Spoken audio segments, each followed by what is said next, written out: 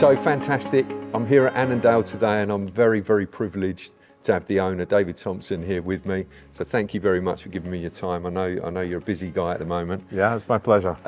So we're here in the newest warehouse that's been put up. Yes, indeed. And as we can see, it's pretty full already. You've got, this distillery is steeped in history. It is, yeah. As you know, anybody will know that's really sort of taken a detailed look at the distillery and its history. So it was originally sort of from the 1800s. 1836 it started distilling. Project started in 1830. Local exciseman turned distiller, put together a syndicate of local business people. They funded it and it took them 6 years. And we think it's probably on the site of what was an illicit distillery anyway, because right down the distillery, you see it's nestled amongst the hills, the burn there, and perfect for illicit distillation, I would have thought. Yeah, I can imagine. Yeah. And then, from what I understand as well, the main man, Johnny Walker, got involved a little bit later down the line. Is that right? Yes, that's correct. Probably about 60 years later. They took over and they did quite a lot of work in the distillery. They built the big brick chimney for the new still house that they prepared, and they grew it in various different ways. And the reason, we don't know why they bought it because that record has been lost, but the considered wisdom is that Annandale back in that time solely made peated smoky whiskey. Right. And they needed that for blending, and they were previously bringing it probably from Islay. Right. And that'd be quite a sweat, putting it onto a puffer or a sailing boat and bringing it in across the Clyde and offloading it. So with Annandale, of course, you could just take it down to Annan Station and straight to Kilmarnock, where their blending and bottling hall was. So it's very convenient for them. And they stayed here at the distillery probably till about 1918. They seemed to keep producing during World War I.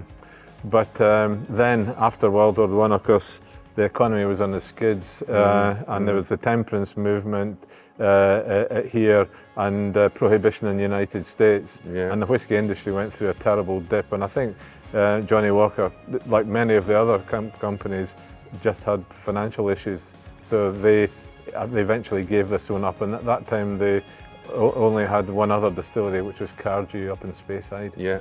Yeah, but they survived, and look in that parts of Diageo, and look at them. Yeah, so. Of course. And during the First World War, they would have struggled surely for men to work here. Yeah, men to work here, and barley to make the whiskey. Yeah, absolutely. Yeah. It must have been quite a strain. And this is a very interesting part of the world at that time, because the biggest munitions factory in the world at that time was just east of Annan, and in fact, the sort of footprint of it came almost to Annan.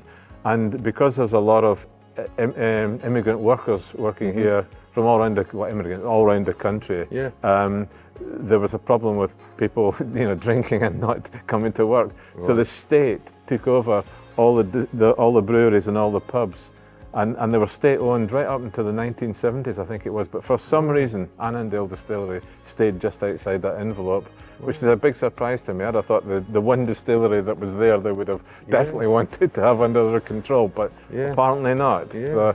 So it's quite a nice historical note there. Yeah, definitely. Yeah. And you say that they just produce peated whiskey to start with. That's correct. And did you say that was because it was going into blend, and that was what was desired, or was that just down to a sort of fuel point of view, that they weren't using anything else apart from peat to dry out the... Yeah, well, in sort of, let's say, Dumfries and Galloway, and perhaps you could say all of the south of Scotland, there were only 4 distilleries. There was Blacknock to the west, near Newton Stewart, us, and then Glentarris and Langham in the Langham area. Okay, now all of these produce peated whiskey, all of them. So the idea that, lowland whiskey is some sort of mild version of it is just nonsense. We were producing hardcore peaty whiskey at that time. And the reason is, we're amidst a bog here, frankly, and so there's plenty peat. Yeah. And of course they were using peat to dry the barley after it had been germinated. Yeah. So after it had been through the malting process. Yeah. In the kiln. In the kiln, yeah, exactly. Yeah. And so now you produce fantastic unpeated and peated spirit. Well, I'd like to think so. You do, yeah. I've been lucky enough to sample it many times.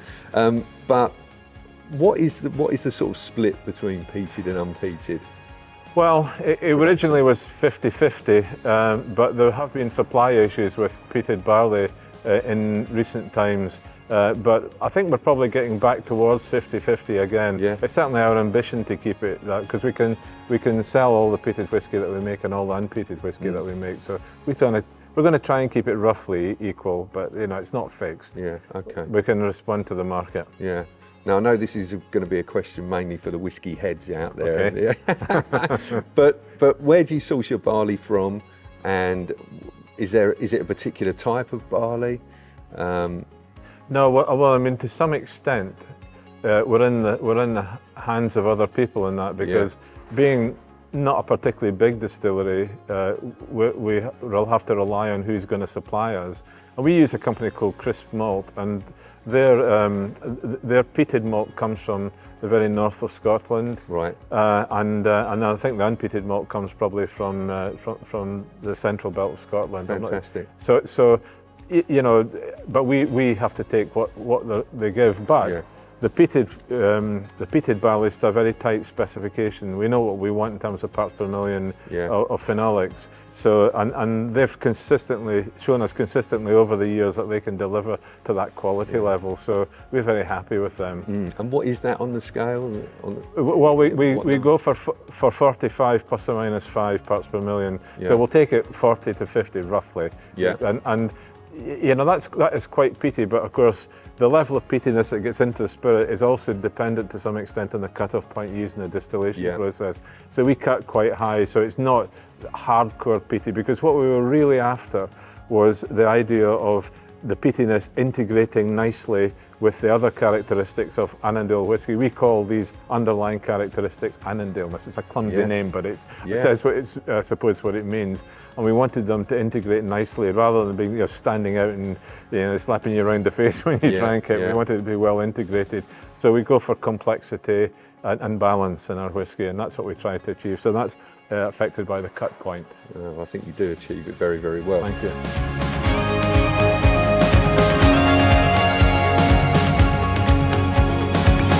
Now, this year you've increased production. We have. So obviously there's a huge demand out there for your liquid in glass and in the cask. You've also got some amazing projects going on, I understand, bringing some local history back to life with the bank. Yes.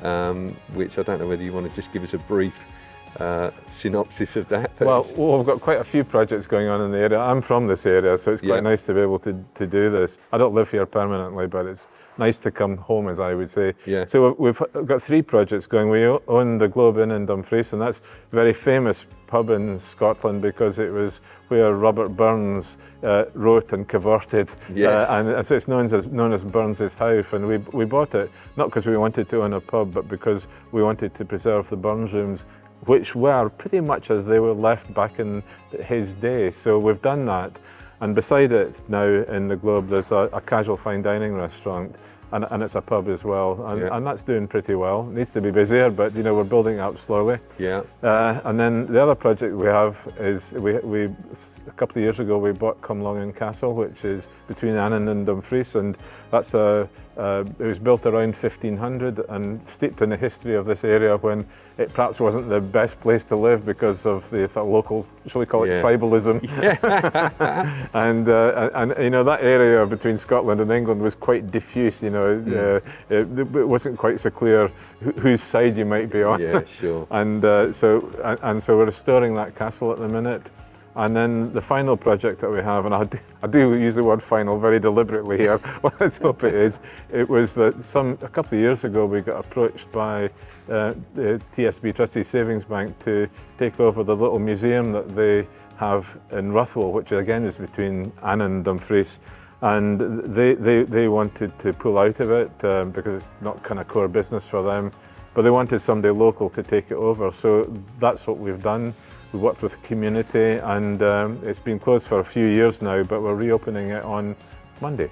Fantastic. So, they're having a press day on Monday, and I think it's the 1st of March, it's opening back to the public. And it's all about a guy called Henry Duncan, Dr. Henry Duncan. He was a local minister, but he was a polymath in many different ways, responsible for, he was an artist, he was a paleontologist, he was a newspaper producer, but he started this idea of a savings bank movement. Now, you know, back in the day, so we're talking 1790, 1800, Wow. to open a bank account, you had to have 10 quid, £10. And, you know, for a person working on a farm, you know, that's a lifetime's earning. So it meant that banking was out of their orbit. They just couldn't do it, and he thought this was inappropriate. And so he started the savings bank movement where people could invest sixpence. Very strict rules about what could be done, but it created wealth in the community, and it sort of got them out of the poverty trap. So they had money if things all went wrong for them and so forth. And this became the savings banks movement all around the world, and it all started in tiny little Ruthwell. And he was a great believer in education. He wanted to make sure that all the children got educated, and some people that were educated in Ruthwell rose to very high office in this area, but also in the United States as well. And he believed in getting people out of poverty through, you know, saving, but also through education. A very, very important man in Scottish history, but very understated as things are. But we're going to change that. We're going to put him, you know, make him important in this area, because he was also very involved in the anti-slavery movement and also in the poor law as well. So, you know, one man with a church in Ruthwell, and in that church in Ruthwell there's a cross, and it's one of the oldest Christian crosses in Scotland. In fact, it is the oldest Christian cross in Scotland. It's got wonderful inscriptions on it, and it's very worthwhile seeing. It's not ours, it's in the church, but we have a model of it in the Savings Bank Museum as well. Brilliant. Well, what an amazing man, and fantastic that you're going to make sure that he's not forgotten. Yeah. And that his memory will live on, and the work that he did, and the worthwhile work that he did. Yeah, it deserves to be remembered because it's important. Yeah, absolutely. Well, look, we've taken up enough of your time, but thank you so much. Well, thank you for coming. We're really pleased to be part of your amazing distillery, and we hope the relationship continues long into the future.